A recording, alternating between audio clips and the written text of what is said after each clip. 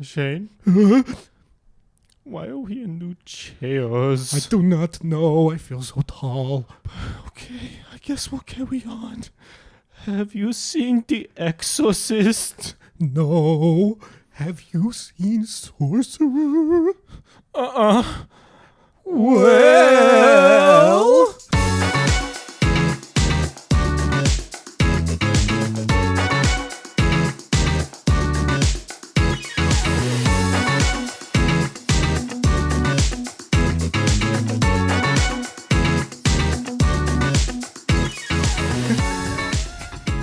Stupid. Very stupid. Anyway, movies. Movies. Sorcerer. Yeah, new setup. New setup, so we're taller now for the video viewers. We can show off our fun, cool toys. We can show off our junk. Not that junk, this junk.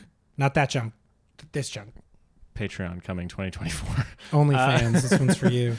Anyway, yeah, we watched two very cool movies. Yeah, so in honor of the late, great William Friedkin, sadly, he has passed recently, so we wanted to kind of honor him and watch some of the movies that, you know, we hadn't experienced before. So I have watched Sorcerer, and I wanted to show that to Spencer, and Spencer had seen The Exorcist, and I had not. So we did a little swap, and here we are. The nice little double feature. Honestly, made for a good double feature. A Yes. really weird one, but yeah. I mean, they're like literally like one after the other in terms of his filmography. So that's exactly how we did it. Is we watched The Exorcist first, and that's what we're going to talk about first, and then we watched Sorcerer, and then we'll talk about that one second. which I knew nothing about, and I'm excited to dive into that one. And The Exorcist is The Exorcist, so I knew more about that for sure. Yeah.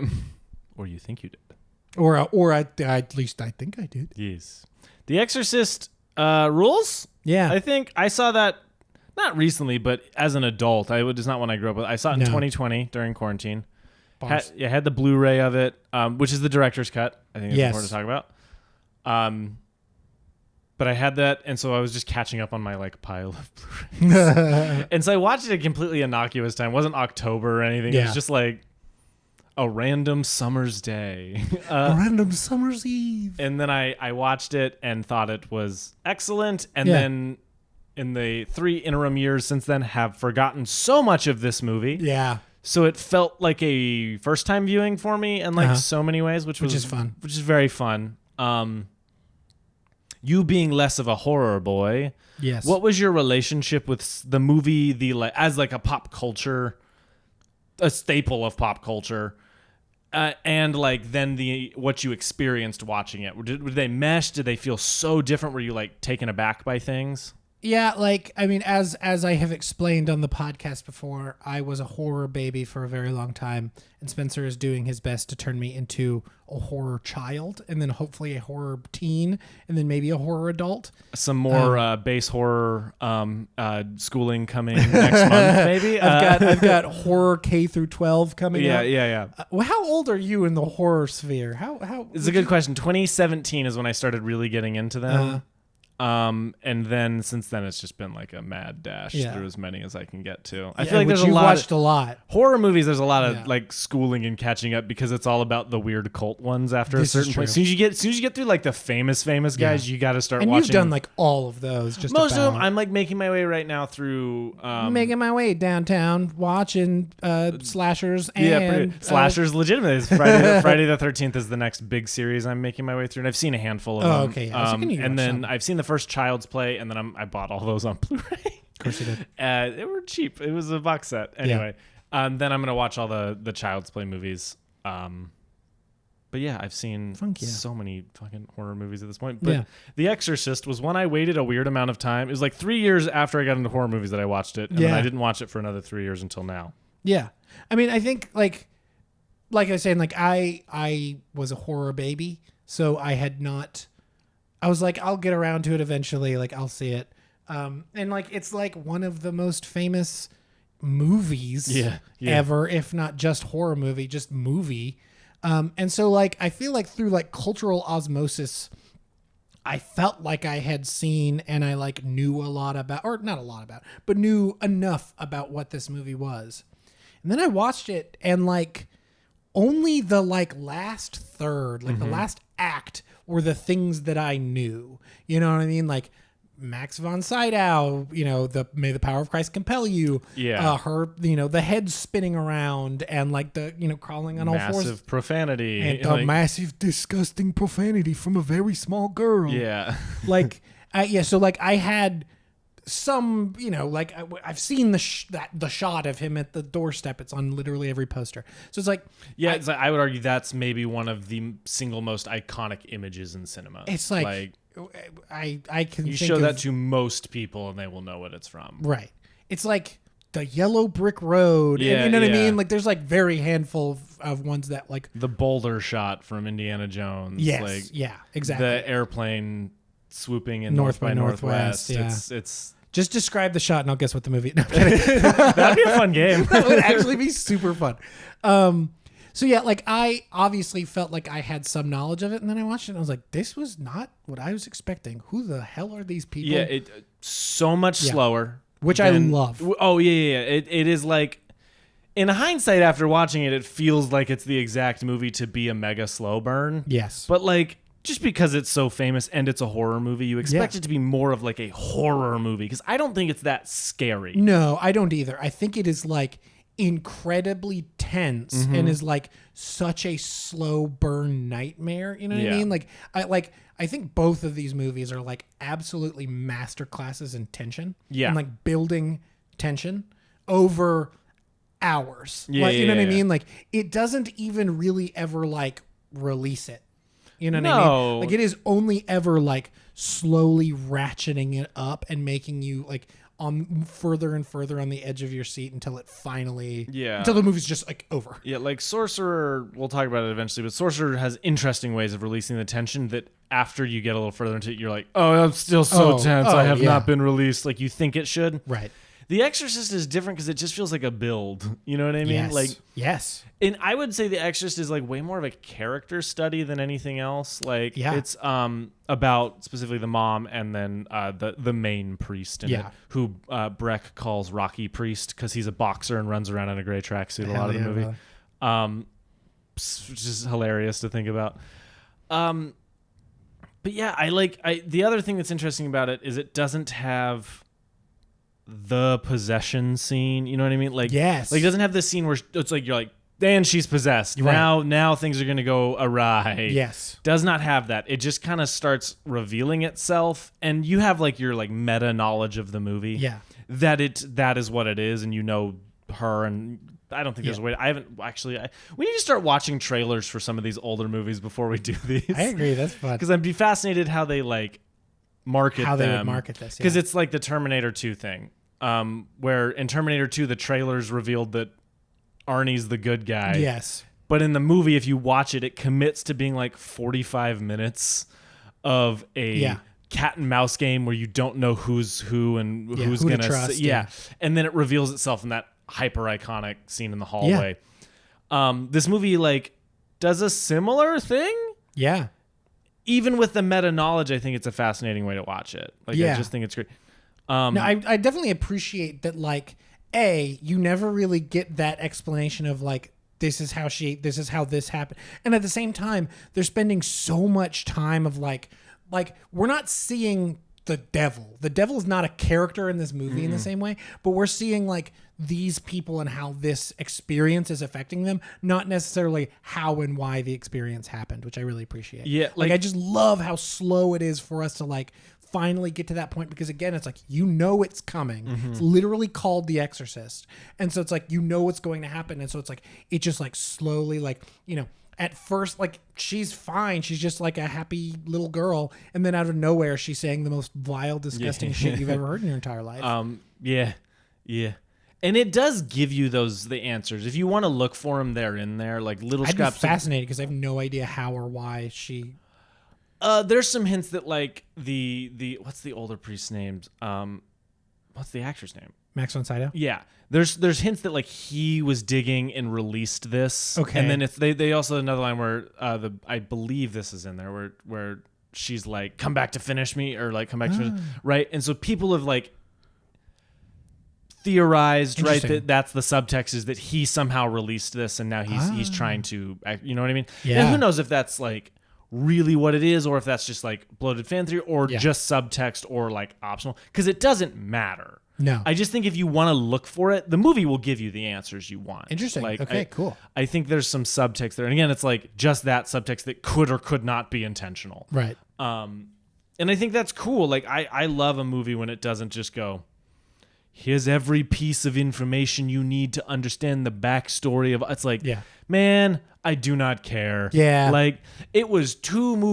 Indiana Jones movies before we had any of his backstory at all. And it worked perfectly, you know? Well, technically, the second one is his backstory. Well, yeah, okay, that's funny. That's a good point. Because it's a prequel. Which is weird. Embarrassed by how long it took me to realize that. It had to be told to me. Yeah, like, no, somebody had to tell me. It had to be like, did you know that Indiana Jones and the Temple of Doom is actually set 3 years before the... No, I didn't know that. It's like I wasn't paying that much attention. I'm an idiot. I was watching a guy with a bullwhip do adventure stuff. I was watching Harrison Ford be hot as shit. Yeah. That is like peak hot Harrison Ford is Temple of Doom. I think you could drop the Harrison Ford part. I think that's just peak hot for anyone. This is true. This is true. The shot when he's like really mad in Temple of Doom and he's like fucking shirtless and hot as hell. Yeah. Best thing ever. Anyway, The Exorcist. The Exorcist. We'll talk about hot Harrison Ford. Now we'll talk about a hot priest. In the B segment, we'll talk about... In the B segment, we're ranking hotness of Harrison Ford throughout the years. We're doing this. We're doing that. I'm so on board. Have you seen oh shit, what's the fucking movie? The Fugitive? Have you seen The Fugitive? Oh, yes. Of course I've seen The Fugitive. Shit. Shit. Have you seen U.S. Marshal? I've seen like chunks of it. We could just do U.S. Marshal just as an excuse to watch The Fugitive again. Yes. I'm sure somebody in our life has not seen The Fugitive. I'm sure a lot of people in our life haven't seen The Fugitive, dude, which is criminal. It's that movie great. Was on in my house like nonstop. Dad cinema? Peak. Dad cinema. Yeah. For my dad, like truly for my father, probably top 5 of his favorite movies ever. Probably. I get it, dude. I get it. That movie. I'm seeing you tomorrow, Doug. I'm going to ask you. This one's for you, Doug. Did you just dox your father? Hey, yes, my father's name is Doug Stewart. He lives on. Bleep here. His email is. If you want to call him, I have flashing the number below. I have a funny thing about his email, but I don't want to say it on pod. All right, you're telling me that later. Yeah. Anyway, me and Darth here, you're gonna tell that later too. Yeah. Anyway, The Exorcist horror movie, spooky. Favorite moments in this? I'm just curious about that before we kind of dive more into some of the cool thematic stuff. Any like specific things that stuck out to you as either scary, dark but funny, emotional, like anything like that kind of immediately stick out? Nothing. Nothing in the way that Roger Deakins doesn't want you to pick out one specific thing, because if you pick out one shot, he thinks that he has failed. Yeah. Because it's like, oh, if you think that one shot is particularly beautiful, I've failed because it should be of a piece. And so it's like, from that perspective, like I actually truly feel like no, like I just loved it all. Yeah. I there wasn't anything in particular, like there's no particular scene that like jumped out at me as being like, whoa, okay, that's the, like, just like literally from the jump, I was like, I'm in. You know what I mean? Like so much of it, like, so you like the quote unquote cold open in the desert? Yes. Yeah. Yeah, that like so worked for me. I was like, I have no idea what's going on. I'm so fucking in. Yeah. Like just like from the jump to the last shot of the movie, like there was like nothing in particular that like jumped out at me as being like particularly like better than the rest or more outstanding in any specific way. I mean, like obviously there's like those iconic moments that it's like you're like the Leonardo DiCaprio meme from like that. I was having those moments, but not, I mean, like there's nothing in particular that I could point out or being like, now that was like particularly stand out for me, because I just like really truly I liked this movie way more than I thought I would. Yeah. I knew like it's a classic. Nominated for Best Picture. Won Best Sound and Best Adapted. Yes. Yeah, adapted. Which is funny because it was adapted off of. So the person who wrote the adapted screenplay wrote the book it's adapted from. Oh, that's cool. So that's fun. So it's like, but does that make it original? Yeah. Like he's adapted it from his own book, but it's also his own writing. Its own writing. Doesn't matter. But yeah, like I truly liked this more than I thought I would have. And yeah, there's nothing in particular. Are there any particular moments for you that you just the third act? There's like choices made that I think are so cool. Like when the bed starts floating, yes, you expect him to like sit up straighter and step back, but he doesn't. He just stands there completely frozen. Yeah. And the other priest who's like, same shit as always, totally unfazed. Yeah. But the choice of him just being like, huge overreaction. Yeah, the movie is so subtle in so many ways and then goes so big, but because of how they play the like performances in the character work, it all feels right. Yes. Like, I think that is something that's so... I think there's a million examples in the movie of that, but that was one this time that... It's like that. It's like the rage of the priest, I think, is really interesting. Like, I think Megan was talking about this. He's like, they're people, like they're fallible. And I think that is like just in terms of choices the movie makes, I think that is one of my favorite ones. Yeah. Like I even think the mom is a fallible character. Yeah. She's like shown at the beginning of the movie to be like a little mean to one of her employees or something, like little things where it's like she's having a rough day. Yeah.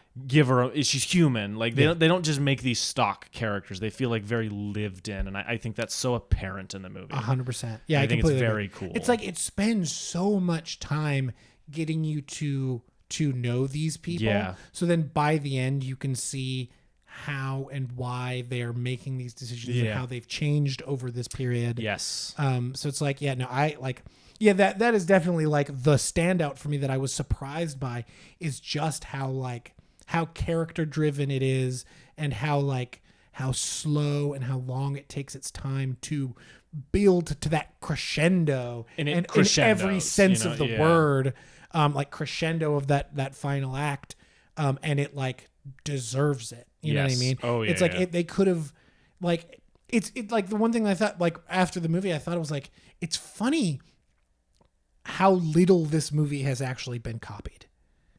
Interesting. Yeah. It's like they copied one thing and nothing else about this movie. Yeah. It's like the thing that works about this is how long it takes its time to get you to know and understand and in ways like love these characters before it like bursts into that craziness. Because I feel like there are a lot of movies, horror, action, anything, truly any other, just drama.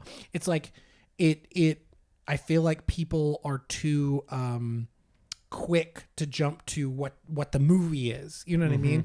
It's like the movie is like, for The Exorcist, the movie isn't just the last third. Yeah, we talked about with Barbie. It's like the hook of the movie is not what made it good. Right. The movie doing what it did is what made it good, and that's never the thing that's copied. Right. It's always the hook. It's always the premise. It's not the actual like filmmaking or character work that everyone's like, maybe that's the thing we're attracted to with this one. It's like, look, like it's like that's how you make movies, is you get to know these characters and then then you get to the climax and these characters have changed or they haven't. Yes. It's like, but this movie just takes its time to get you to that point. It's like without that time, it would not be as effective. It would not be as scary. It wouldn't be The Exorcist without that time. And like comparing it to other movies about quote unquote possession, I really love The Conjuring, the first one, and I haven't seen it, so I won't spoil it. But that movie just deals with possession. What, dude? Spoilers! My God! And that one is a way more sensationalized version of it that emulates like that 70s style filmmaking.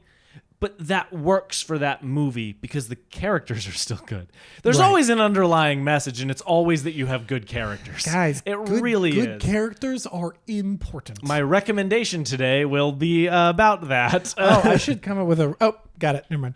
Done deal. You watched it in real time. Watched me think of a recommendation. You just turned around and looked at the shelf for something that you like. Speed run, any percent, come up with a recommendation. Yeah, that's so good.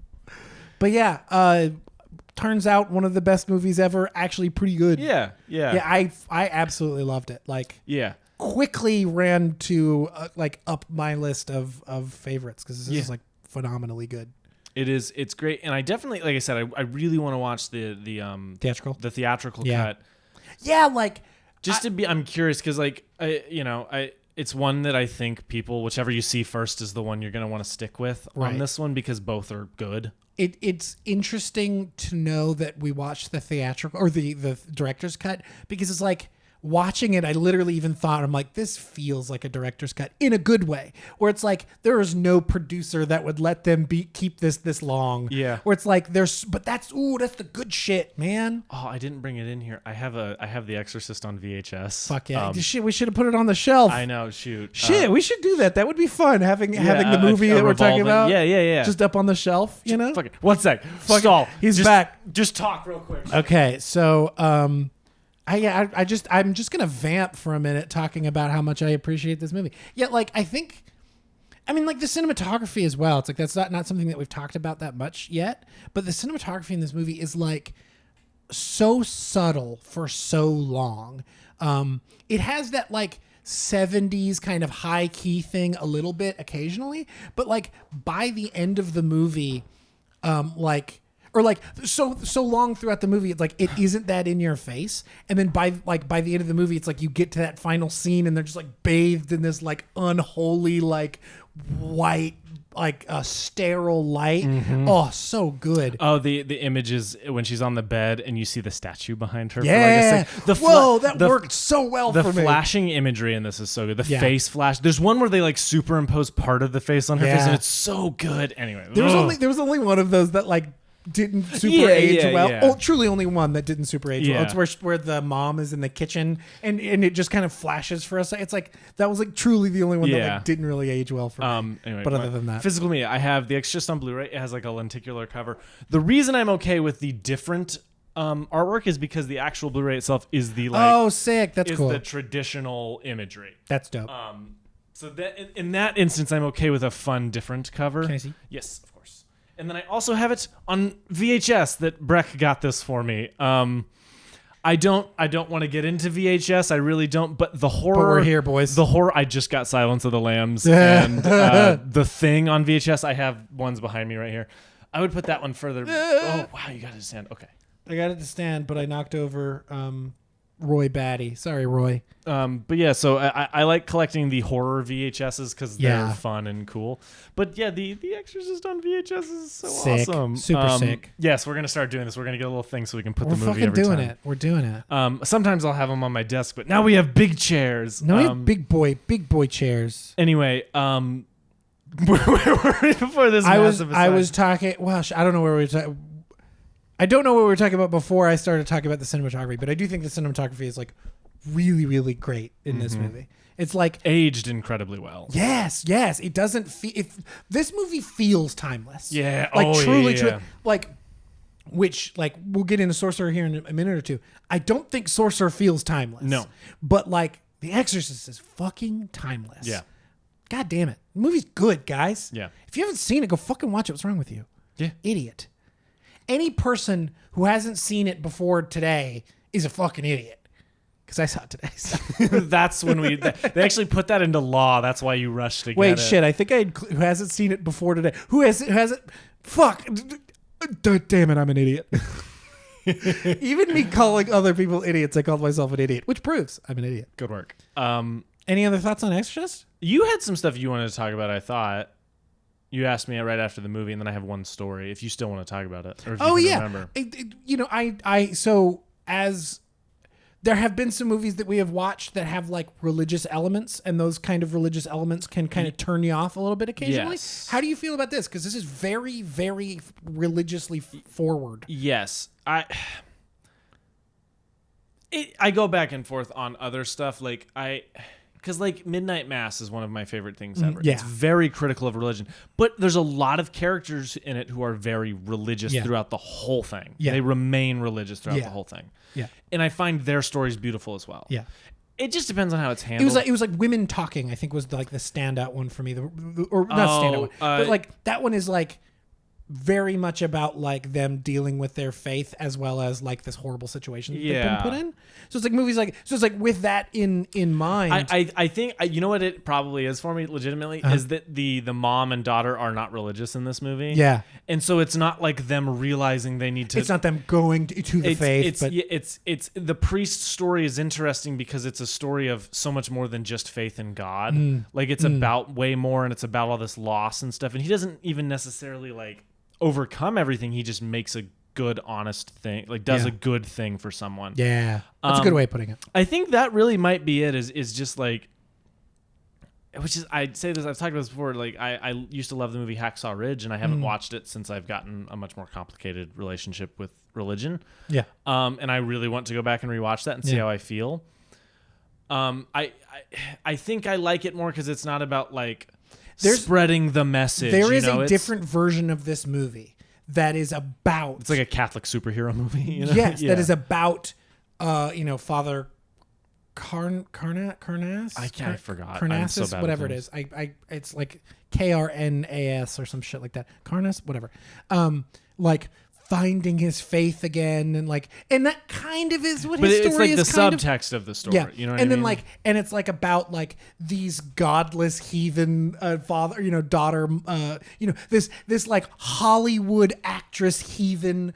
And her daughter get possessed as punishment of some kind, and then they find their way to God. You know what I mean? Like there is a version of that that isn't this. You know what I mean? Which is interesting. Yes, and I think that's a big part of my like watch. I'm trying to think of examples of movies that have really I've been turned off. And Women Talking, you're right, is one where it's like there's so much in me that wants to go, but the thing that's causing this is the thing you're also grappling. You know what I mean? Like, it's that like, which I love that about. I love that that wrinkle is incredibly interesting and well written. And there are other, and again, I think it's like Midnight Mass for me is the one where it like just connected a bit better for me. Where like it's Riley in Midnight Mass. As a spoiler for Midnight Mass. Watch Midnight Mass. It's one of the best things that has come out in if you decades. like The Exorcist. Yes, there is a lot of DNA. DNA. Midnight. I don't think you can see it.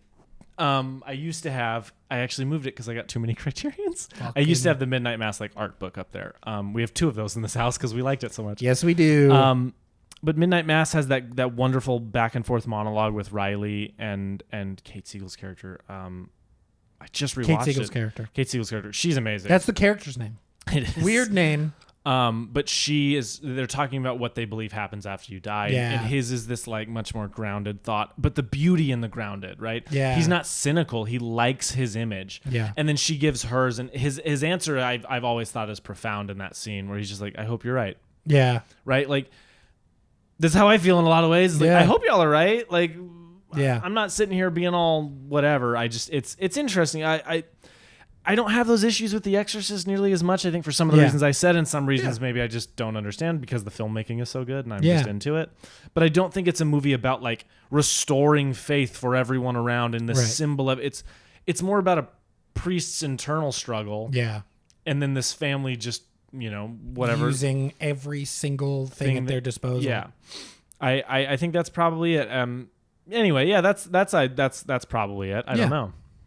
Interesting. Yeah, no, I just we've had that conversation before, and I was always and this again being so outwardly about the Catholic Church and these people grappling with their faith in any of this. I just thought that would be an interesting question.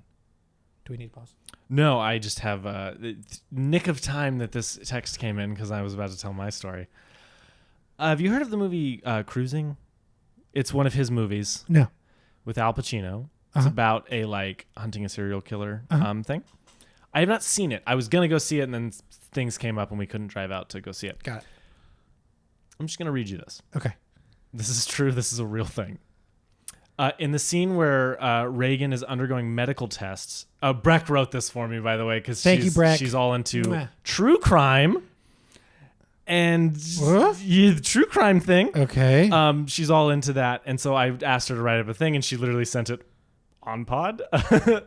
In the scene where Reagan is undergoing medical tests, a radiologist with the earring is giving the cerebral anagram, whatever, test to her.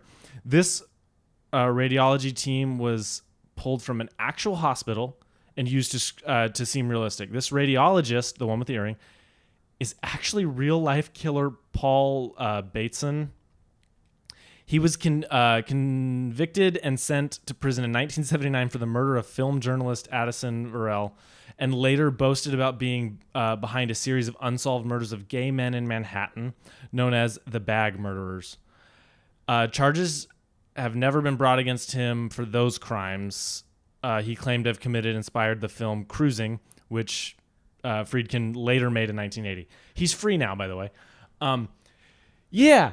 So this guy in this movie murdered somebody and then claimed to murder a whole slew of other people, and is just in this movie. He's like I said, the radiologist. Isn't that nuts? He's in this radiologist is in this movie, and he's like a real radiologist. Like it's a real team, actual radiologist who's in this movie, then murders a film journalist, goes to prison, and then boasts about murdering a bunch of gay men, and then William Friedkin, the person who was making the first movie, made a different movie about those gay men getting murdered. Yep.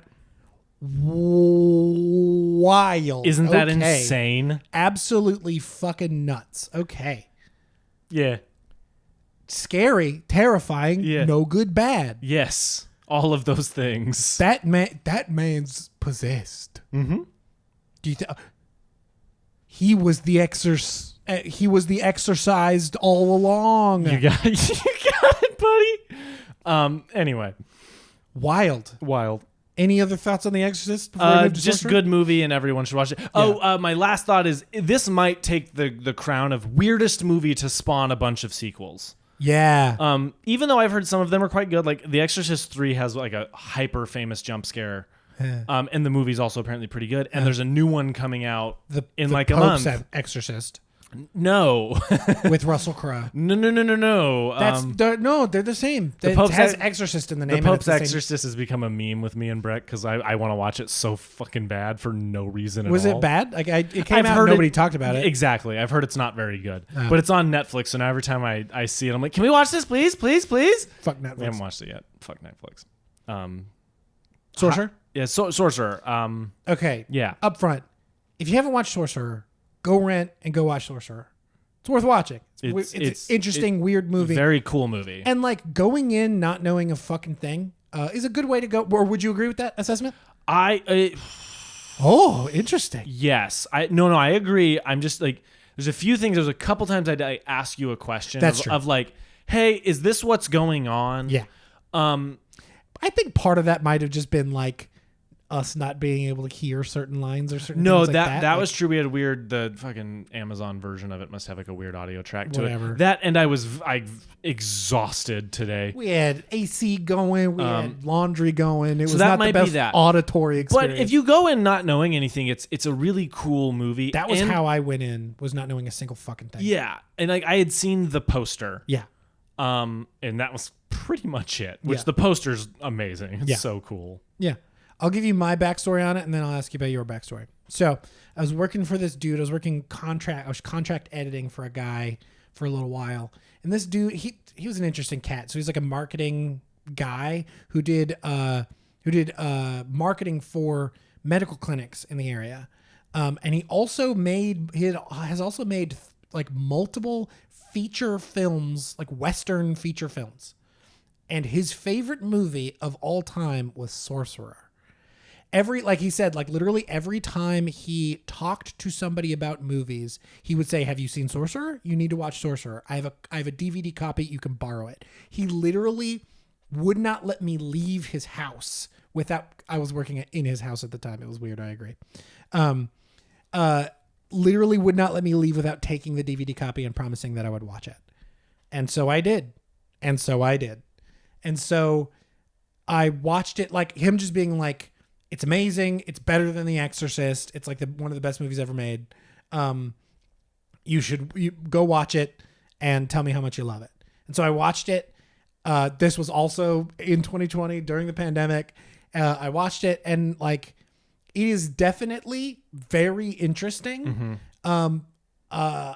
but yeah, so that was my experience watching it for the first time. And then so it's like it is definitely worth watching and talking about. And so that is why I have now made you watch Sorcerer. Tell me, did you know a single solitary fucking thing about this movie? Outside of the poster, not a damn thing about this movie. Yeah, when Roy Schneider shows up, I'm like, what Roy Schneider's in this? Yeah. Yeah. So what did you think? Fucking excellent. It's so cool. Yeah. It's super slow. Yes. Like excruciatingly slow on purpose. Like it is so by design. Yeah, and it took me a bit to like fully realize what was going on, right? Yes. Because like the beginning is like this like series of vignettes almost. Like spoilers for this movie, but spoilers for this movie. Go watch it. It's like you can rent it on Amazon or Apple. It's a good little forgotten gem, I would say. Like I think it's this would be a cool recommendation for someone to give. This would be a great Criterion movie. Like Criterion or Arrow Video, or like Arrow, one of the boutiques would have. I can't believe like this feels like a Criterion movie. You know what I mean? Where it was like a forgotten made by a master. Just a forgotten movie that like has deserves some preservation. Yeah, deserves some preservation because you cannot find a fucking physical copy of this to save your fucking life. That isn't worth like $300 because it's like was in print once for a short time. Yeah, it is very like that's the thing is he gave me a DVD copy. Yeah, like they have Blu-rays, but they are hard to find or they're not American or North American releases. So it's like you can't watch it on North American Blu-ray players. Yeah, sucks. Yeah, the whole thing on physical media and why it's important. Yeah. I mean, earlier you mentioned about watching The Exorcist and this kind of feeling like a first watch again. That was very much my exact experience of watching Sorcerer. Oh, awesome. There was so much of this movie that I completely forgot about. Yeah. That I was like, oh shit, I fucking completely forgot about this moment. The moment in particular, again, spoilers, was after the explosion and they're taking the bodies off the truck. I was like, I completely forgot about this moment. Yeah. And it was just like, holy shit. Like, yeah. It is a very interesting. It's like almost in like two halves, you know. Yeah. And like in many ways, it is. The first acts. half is like a hangout movie in a lot of weird ways. In a weird, it's like it's interesting. The basic premise of the movie is that like the opening vignette is of these like 4 different crimes that happen. Yeah. And then they all end up in the same kind of village. In like Argentina or Venezuela. Or where they're hiding out. Yeah. And then this like oil magnate gets like his rig blown up. And so it's just spewing flames. They have to get it out. And the only way to do it, for whatever reason, I don't know the science in any of this, is to like blow the hole or whatever. Yeah, it's like, the science behind that is like, like you can't just like snuff it out with water. Mm-hmm. It's like you need a bunch of, you need to like suffocate it. You know what I mean? So it's like doing that with soil and dirt and, that is how you like suffocate it and stop the burn. So the dynamite is like decayed. And so they have to get it 200 miles through the jungle. They can't fly it. And so these 4 criminals get selected to drive it through the jungle. And it's like highly unstable. They have to build specific cars to do it. And that's the premise of the movie. And it's so cool to watch one of these and be like, well, this has not been ripped off at all. Not even a little bit. At least not by any famous movies. Yeah. There's other movies that have done that. I mean, Lost did the decaying dynamite. I was just thinking that one moment where it's them like, that's so good. Yeah, it's like like both of these movies are such slow burns and like just like are phenomenal at ratcheting up that tension. Yeah. Ever so slightly and ever so slowly. Like there's some peaks and some valleys. Yeah. But it's like it is only ever doing this. You know what I mean? Like you're only ever going up. Yeah. It's like what I was telling you about in an interesting way where it should be the release of tension in the movie, but you don't realize it's not because you're still just tense after. It was like the specific scene when they're like MacGyvering the delayed trigger to blow up the thing. It's a literal explosion. It should relieve some tension. Like the way stories work, it's the bang. It should relieve some stuff. And then they're just driving and you're like, oh, they still have so much dynamite. Oh, they man. Have so much dynamite. That road is still so bumpy. It's so bumpy. Yeah. That kind of stuff, right? Like, which I think is genuinely fascinating. Yeah. There's a couple of those. The movie is just really good, really well acted, very minimal dialogue for the most part. Like there's movies sparse. Like there's like dialogue scenes in it, but really it's a lot of it's pretty innocuous, and most of the character stuff is done in other ways. The bridge sequence, I want to know how they filmed. I have never heard you vocalize like literally there's a point like there's these huge massive trucks on this like rickety ass bridge, and it feels like not dangerous in the movie, dangerous in real fucking life. Watching these trucks like sway like they're about to tip over and fall off. And Spencer literally went like, oh my god. Like there was one point where it's tipping like twice, and I was like, yes. It was perfect. It was like the best moment ever. Genuine. That's the best scene in the movie, I think. Oh yeah. Followed by the fuck yeah, we're building the bomb thing. Which was super fun. Yeah, the fucking MacGyver scene. Yeah, which is awesome. But no, it's oh God. I joked either after or during the movie. I was like, I should have given us both a lump of coal that we could shove up our butt, and then by the end we'd have diamonds. Because like that movie in particular is like the most like butt clenching movie from the jump.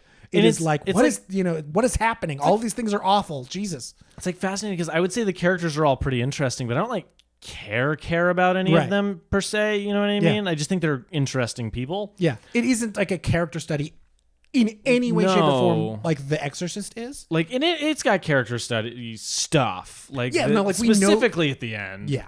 Like we get to know these characters and like we care for them in the fact that they're the protagonists of the film. Yeah. But at the same time, it's like I don't know much other than that vignette that we see at the beginning, and which essentially is just like, this is why they're here. And then it gives Roy Schneider more reason to like why driving is a thing for him. That is my big takeaway from the movie is just the fucking tension of it is nuts. Yeah. Like, because normally my general belief is that like tension is at its best when you care about the character and it's set up well. Yeah. This movie, I don't like care, but like I'm interested, I'm engaged with them, and that's all you need for a movie to be like butt clenchingly tense. I mean, it's like I would say it has a similar thesis or similar idea of that as to like Tenet, where Tenet's like I don't give a shit about any of these. It's people. Like a vibe. It's a vibe. It's like this movie is so thrilling. Both of these movies are so thrilling that I am on the edge of my seat. I don't give a flying fuck who these people. Honestly, more so, I care less in Tenet about these people than I care in Sorcerer. But even then, it's like they do very little to get you to like. I would say Roy Schneider's character, they give him a little bit, and then the French guy, they give him quite a bit. Yeah, the other two are way. They have the most base amount. For the assassin guy, literally the nothing redeemable. Truly, it's like the movie opens with him assassinating somebody, and you don't see him at all until he shows up out of nowhere, and you're like, yeah. But also, shout out to that guy because he killed a Nazi. So, is that the guy at the beginning? Yeah. So the guy that he essentially replaces, dude's a Nazi. Okay, what is it with William Friedkin and Nazis? Yeah, he's got that other thing where it's like, you fucking Nazi. He's got the other thing in The Exorcist about the look. Hey, I'm okay with some Nazi murder. I'm happy, love some Nazi murder, but at the same time, in The Exorcist, it feels like a little bit like forced, and then the other in this one, it's like he's just a side character, and it's almost like, oh no, you killed that guy. Yeah, but he was a Nazi, so fuck him. Yeah, there you go. But all these people are awful, so it's like, like that's the thing is like these are awful people, but at the same time, you want them to succeed. Yeah, it's like, is there a redeemable thing about any of them? Right. Not really. No. You know what I mean? They're all fucking awful. Yeah. Like the only redeemable thing about any of them is that dude has a wife who seems to be really nice. Yeah, and one of them feels guilty and doesn't carry a pistol during his crimes. Yeah. You know what I mean? Yeah. But dude, by the end of the movie, you're right. I'm like, just let him get out of this. Like, oh my God. Yeah. When he's literally carrying the cancer out of the darkness and just collapses because he's gone for who knows how long. I love that ending, but I kind of don't love that scene of him driving through the canyons and stuff. No, that feels out of place. It feels so not this movie. Yeah. It is such a weird scene that kind of just comes out of left field. And then he's like, as he's like, I wish that worked for me, where he's like literally like, and that shot of him, like the camera pans and you see the big plume and of he fire just, like, and walks he drops. and Yeah. Phenomenal. Like this movie feels like The Exorcist is like clockwork perfect. Yeah. And this movie feels so like dangerous and raw. Yes, in a way, yeah. It's like and that, I think it is part of the reason why it doesn't feel like timeless. And the way that The Exorcist does is it's like it feels like 1970s dangerous. Yeah. You know what I yeah. mean? Like and it's so like what's his name driving that car for real in The French Connection? Yeah. It's just like actually crashing into shit. Right. Like, right. It's like it just Gene Hackman. It just feels dangerous in a way that really could only be the 70s. You know what I mean? And you're right, that the bridge scene specifically, you're like, I don't fucking know how you guys filmed this. I don't know how they faked it. You know what I mean? like is this just really that rickety of a bridge? Or is there any safety measures here? It's like, I don't know. is it all a massive stage where they have some kind of hydraulic thing? But for the don't think 70s, it's I don't that. think so. I just think it's fucking rough. Like and the only rickety. other thing I can think is a crane of some kind holding it up, or a crane hung low under it to like just control the tilt, and then the truck is attached to it. I want to find out how they filmed it. I'm gonna do some research on that. Fascinating. Like that aspect of this movie, which is maybe not necessarily something that you should aspire to. No. But that is like one of the things that makes this movie so tense, is the fact that it feels so real. Finding a way to simulate that though, right? In like a safe environment where you can control it, but still make it feel so large. Like that's the problem with a lot of stages, is that they feel like a stage. You have to be kind of closer. This movie's like wides and giant set piece, and like it's like, look, I know they were shooting on location. Yeah, like, I know this isn't like a stage in any way. Like they're shooting on location, so it's like it just feels so dangerous. Like I mean, it feels very like Werner Herzog, like where he got shot literally. Literally, it's like so. It just feels like dangerous in a way that makes it that much more tension filled. But at the other side of that is like people could have actually been hurt, maybe. Yeah. But holy shit. Yeah. This movie is a diamond, is a diamond generating. Yes. It's a butt clencher of a movie. We're going to start a new business. We're just going to bring in 4 or 5 people at a time. Say, here, shove this up your butt. First you have to take an enema, and the enema is literally a fucking lump of coal. Yeah. And then you watch a movie and you provide the goods, and you get 15%. Yeah.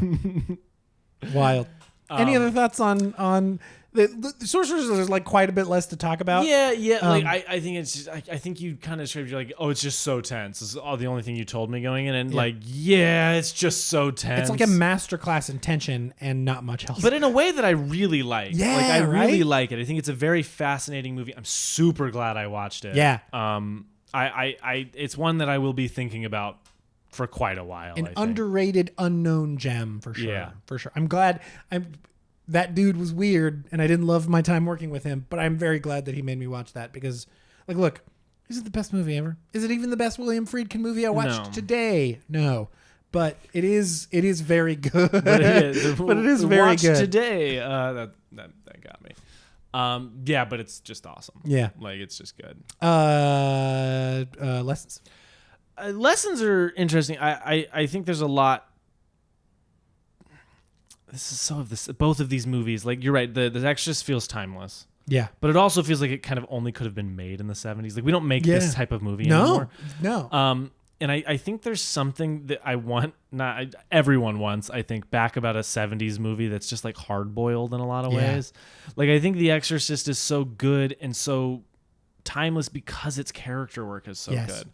But not only that, its character work isn't in your face. No. Both of these movies treat you like you're smart. Yeah. Which I've talked about before as a lesson, but I just think specifically within character work, it's like, we'll go with you. Yes. You know what I mean? Like, we'll go on the journey. A big thing about the priest in The Exorcist is that religion took a lot from him. Yeah. He clearly is a boxer of some kind, but he isn't a professional boxer. No. They made him go to psychiatry school, or you get a doctorate. Yeah. And that in a lot of ways has caused him to lose his faith. Yeah. And then he loses his mother because he can't do the things he wants to do to take care of her. You know what I mean? It's like, and those are all things that are directly tied to his religion. Yeah. It's like, but in the end, he still chooses his faith to save someone. Yeah. Like it's shit like that where it's like, none of that's in your face. No. They don't go, he doesn't have a scene where he's like, I could have been a contender, which is in other movies where that literal line has been used. Great. Rocky, I just want to go the distance with him. It's like that scene works so perfectly. Also from the 70s, also a movie I'd consider like hard boiled in a lot of ways from a character perspective. I just think like, man, with character work, sometimes you don't have to have him say the thing. Yeah. You can just exist. I think the Sorcerer is that also completely. Yes, completely. Because like these guys aren't good. They're not good guys. Yeah. You know what I mean? We don't have the part of the movie. It's like, I did it because my daughter needed me to. No, they're just it's like, kind of assholes. One of them is doing it to get back to his wife. Yeah.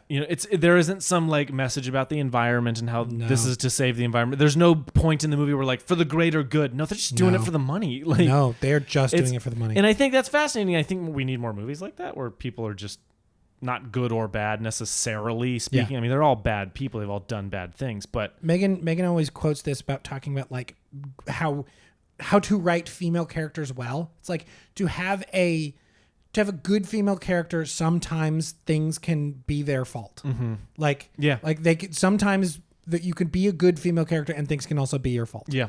It's like you can make mistakes and it can be your fault. It's like, and that is so much of what this movie is. It's just so much of 70s cinema. Yeah, I think it's just like these are everyday people who have good and that is definitely my lesson. It's just like it takes its time. Yeah, it doesn't rush to the hook like we were talking about earlier. It doesn't rush to it. It's like it gets you there at the time that it needs to, all the while building up that tension because you know it's coming. Yeah. You saw the trailer for Sorcerer. You saw the poster. You know there's going to be a big, weird, freaky truck on a rickety-ass bridge. We don't need to get there in the first 30 minutes.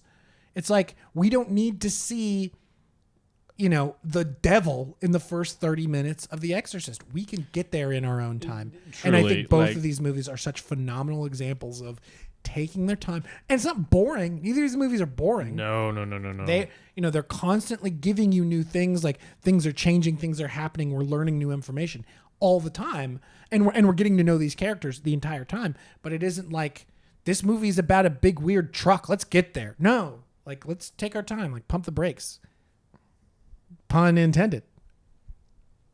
Hell yes. Yeah. Any other thoughts? No, I think they're both really cool movies, and they make for an interesting double feature. Honestly, if you're fascinating double feature. If you're in the mood to watch two movies in a row, this is a cool one. This is a fun one. They are so incredibly similar while being completely different. Yeah, it's like it is a truly fascinating double I was feature. gonna make a joke about Sorcerer, about how it took him so long to make the sequel, and it's weird that Benedict Cumberbatch was in it. And he became the Sorcerer Supreme, why didn't they just title it that so we knew? Yeah, it's weird. But I didn't. Yeah, it's like you literally like the entire movie. You're like, why is this movie called Sorcerer? And then you see just painted on the truck that the truck and then just has one of the Sorcerer trucks is painted. Not even the one that makes it. No, it is the one that makes it. I think. Nuh-uh. Oh, is it not? No, because the other guy's truck. Oh, well, it blew up. Yeah, it fucking blew up. That part of that movie's crazy, right? We're just like out of nowhere. It's like they're just like that's the thing is like they're having a nice conversation, so you know they're about to die. And immediately before it happened, I'm waiting for one of them to hit too big of a pothole and then blow up, and then their tire blows, they roll off the cliff and explode. And I was like, well, fuck. Yeah, wild. Yeah, good times. Okay, B segment game. The segment. We're gonna do some fan casting. Oh, okay. So fun. if these movies were to be remade or to be made originally, fuck remakes. If these movies were going, not fuck remakes. Actually, I take that back. There's some good remakes. There's some really good, interesting remakes. I take that back. We'll do remake month at some point. That would be dope. So much fun. That's been an idea of mine for a very long time for like a video series or for like a podcast or something. It's just watching movies that have been remade multiple times. Anyways, fan casting. So we'll do The Exorcist first. We'll try to come up with, if we were going to be casting this today, who would we cast? So first things first, we've got Ellen Burstyn as Chris McNeil, so the mom in The Exorcist. Who would you cast? Who are you thinking? My first thought was Jennifer Lawrence. Ooh, Jennifer Lawrence is cool. I don't know if it's because of the movie Mother, but part of me is also like, give her another shot. She could do it. Yeah. give her a movie that wasn't written over a weekend, and I think it would be better. Yeah, fucking true. My immediate thought she's in the 2 Flanagan miniseries. She's Nellie. Victoria. Oh yes, I know who you're talking about. Peretti or something. Peretti? I don't know. I'm trying to come up with a name. I don't know. She seems. I just also love her, and I think she's underutilized. I think she would be quite good in that. Pedretti? Pedretti, okay. Victoria Pedretti. I love that. I think she would be really cool in this. Love that. In this one. Victoria Pedretti, you're in. We Cast. gotcha. You're. My people will talk to your people. Perfect. Victoria Pedretti, love it. Sorry, I'm misspelling her name like 30 times.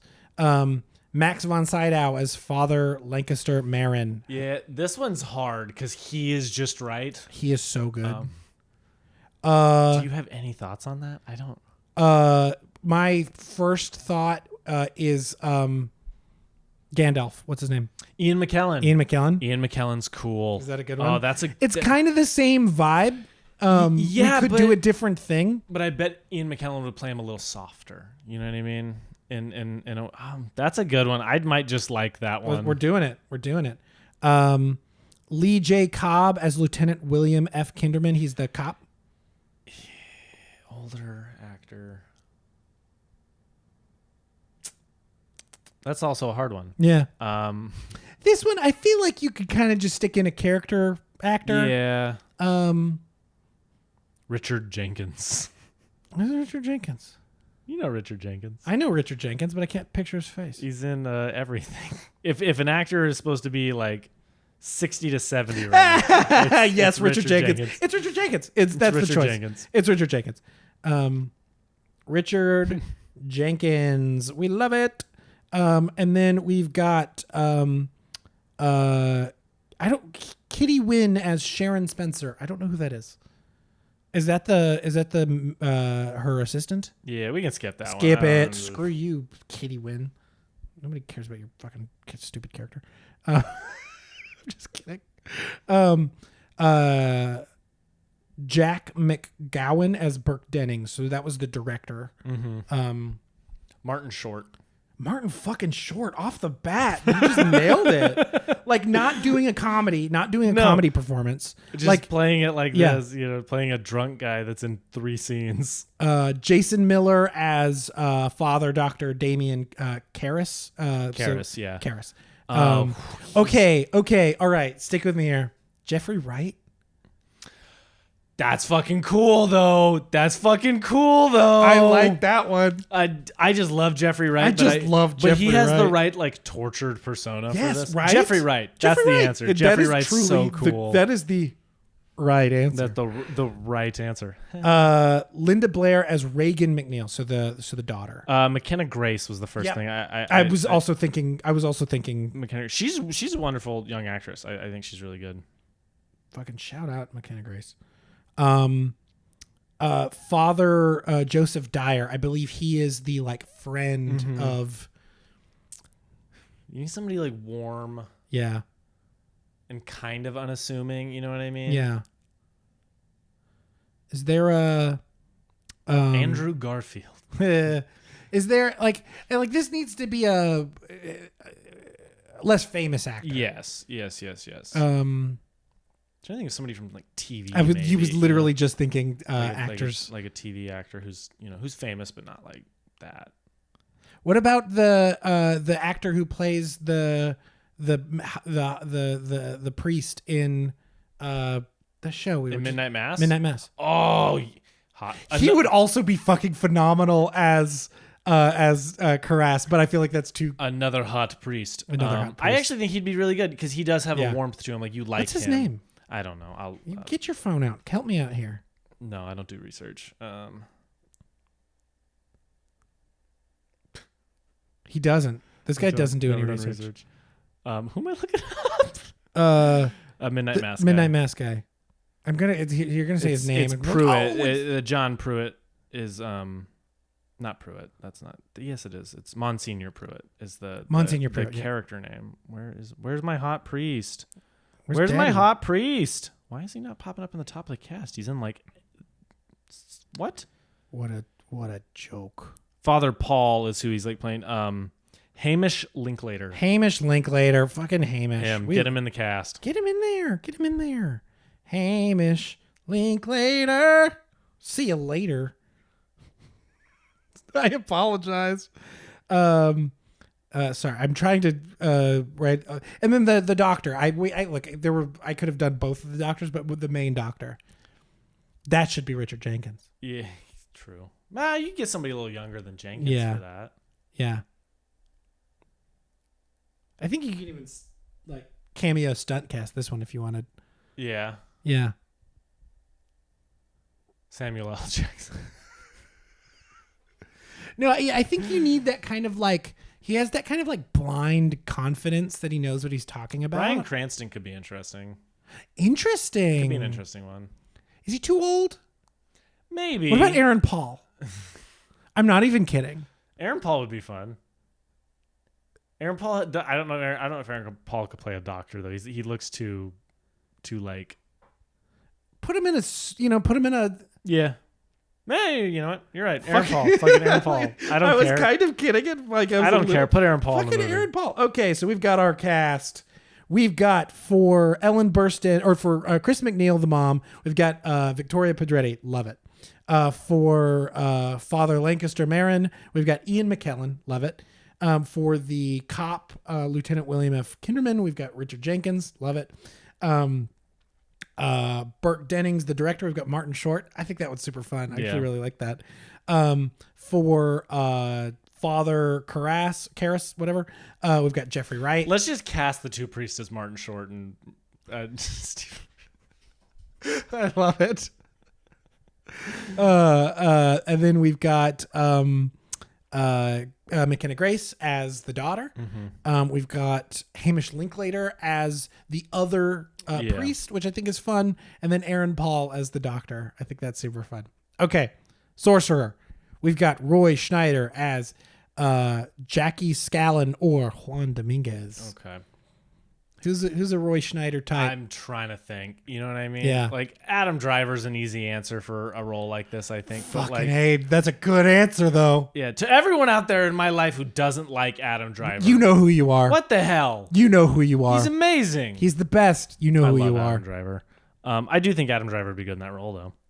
I think I one and done, baby. I think that is a phenomenal choice. Bruno Kremer as Serrano, Victoria Manson Serrano, the French guy. The person I was thinking of, because I only know so many French actors, was the dude who was in Ocean's 12 and Ocean's 13 and a bunch of other movies. He's also in season 2 or season 3 of Westworld. That guy.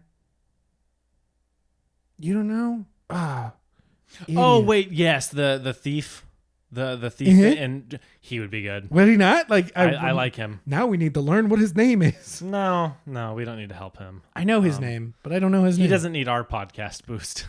Vincent Castle. Yeah, Vincent Castle. I think that's a cool one. I like that one. He's like a little old at this point, but I think that's cool. Yeah. Francisco Rabal as Nilo, the assassin guy. Okay. Famously, Francisco Rabal is a Spanish actor. That was actually his first English language movie. Was this movie? Antonio Banderas. Antonio Banderas. I just love Antonio Banderas. I love Antonio Banderas. That's a fun one. I like that one. Amadou, I know I'm pronouncing that wrong, as Qassem or Martinez. He was the Palestinian terrorist guy. Dev Patel. Dev Patel's cool. Yeah. Fucking A. Done. We got him. Fuck. I can't remember. Ramon Bieri as Corlett, the oil magnate guy. Yeah. Bryan Cranston. Like fucking A. Why not? Fucking A, Brian. This was so much easier than I thought. Bryan Cranston could be a nice enough guy while also being a guy you believe would fuck over everyone for this. And then Carl John as Marquez. He was the Nazi. Stellan Skarsgård. I love that choice. Choice. Because doesn't Stellan Skarsgård give you a big old huge Nazi energy? No, I'm kidding. I'm totally kidding. I love him. Unless he's done awful shit that I don't know about. Not that I'm aware of. Then I don't love him. Okay, we've got our cast for Sorcerer. We've got, as Roy Schneider's character, we've got Adam Driver. For Serrano, we've got Vincent Castle. For Nilo, we've got Antonio Banderas. For Qasem or Martinez, we've got Dev Patel. For Corlett, the oil magnate, we've got Bryan Cranston. And for Marquez, the Nazi, we've got Stellan Skarsgård. Good cast. Actually, that would fucking sick. Fucking Adam Driver is like the actual real answer. Yeah. So thank you for that. You're welcome. You have gifted the world. I would just put Adam Driver in everything. I would put Adam Driver in my bed. Adam, come on the pod. Adam, come on the pod. Yeah. we need to make a come on the pod shirt. I know. Even if it's just for us. Recommendations. Okay. Mine. I just saw it today. I watched 3 movies today. I'm so tired. I watched new in theaters. I watched the movie Bottoms. Fuck yeah. And that movie rules so fucking hard. Hell yes. It is a movie that is so what it is. You know? Yeah. We walked out and Brett kind of said, she was like, oh, it's that movie knew what it was and it did it great. And I was like, I think it's like a little better than that in terms of that, but it is tropey.